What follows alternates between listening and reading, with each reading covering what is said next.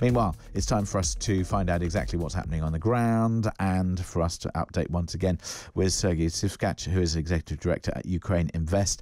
Sergei, very good morning to you. Good morning, James. Thank you very much indeed for joining us. So, since we last spoke, which was about a week ago, Vladimir Putin has moved. It would appear as if it's quite a clever move, I suppose, recognising parts of Ukraine that wish to break off and don't wish to be involved. Perhaps just a little bit of context for us so that we can understand about those regions who expressed a wish, if you like, to align themselves with Russia. Well, I can't call this move a clever one because it's a violation of all international laws and of Ukrainian territorial integrity. About the territory, so many people that lived there in 2014, they moved to Kiev, they moved to other regions of Ukraine, and they moved to some other countries as well. Some of them moved to Russia, but maybe a minor stake of those people.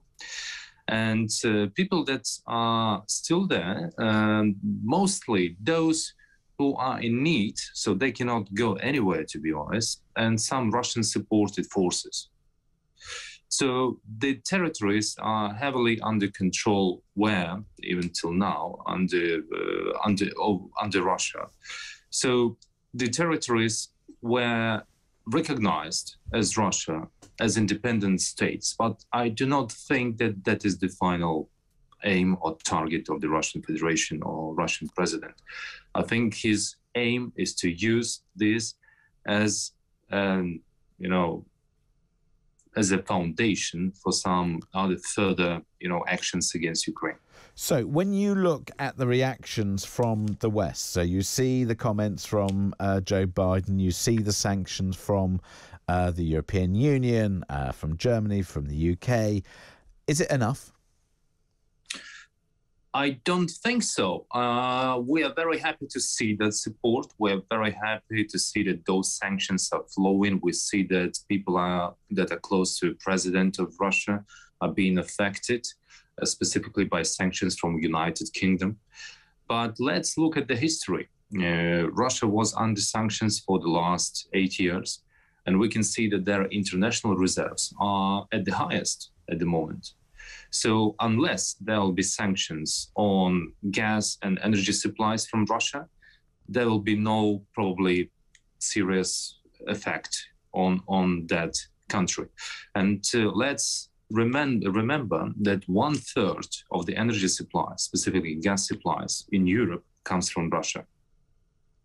And that, I suppose, is the key, isn't it? Which is European countries in particular have been very careful not to take the difficult decisions, which they haven't, in terms of the supply. Although the Germans did, it was quite a surprise about their announcement about Nord Stream 2. I mean, here is a pipeline that's been built at huge expense, and it's not going to receive the approvals necessary to make it used. I'm assuming that is a big diplomatic move, but is it enough? Well, it doesn't say. Well, they didn't say that the project will be cancelled. They said it was put on hold. It is halted now.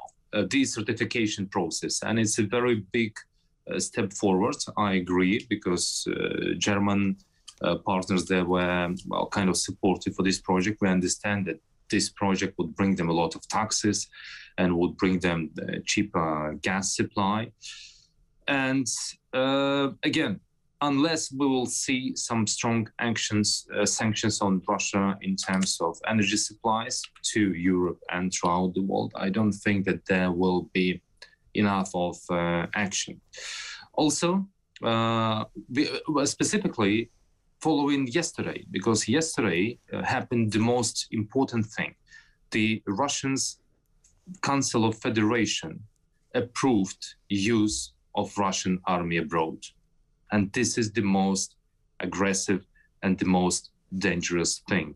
So it's not about recognizing of independence of those occupied territories of Ukraine. It was just an excuse to get permission to use Russian army abroad. So what do Ukrainians think about what's happening? Are they now scared or concerned that this initial move by Russia and Russian troops is going to mean full-scale invasion?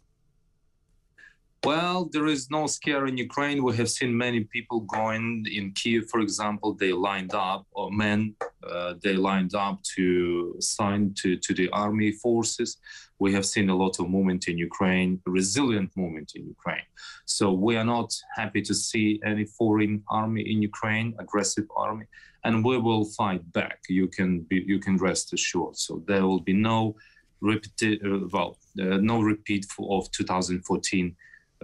Scenario. And it was funny to kind of listen to a previous speaker on your program. She was talking about fences in UK, and I know how Brits, they adore their back gardens or backyards, and how you talk about fences with your neighbors. So I think we need to use this example as well, and to build some very good fence with our northern neighbor, in political terms, in military terms, and economic terms. And in terms of economic terms, we will need a lot of support from international community, because I think one of the best sanctions against Russia would be support of Ukrainian economy. When Ukrainian economy will flourish, we will have stronger army, we will have stronger international support, and we will be able to fight against all these types of aggression. Well, Sergei, thank you so much for joining us once again. I could talk to you all morning, but sadly time is against us. But I'm sure we'll speak again.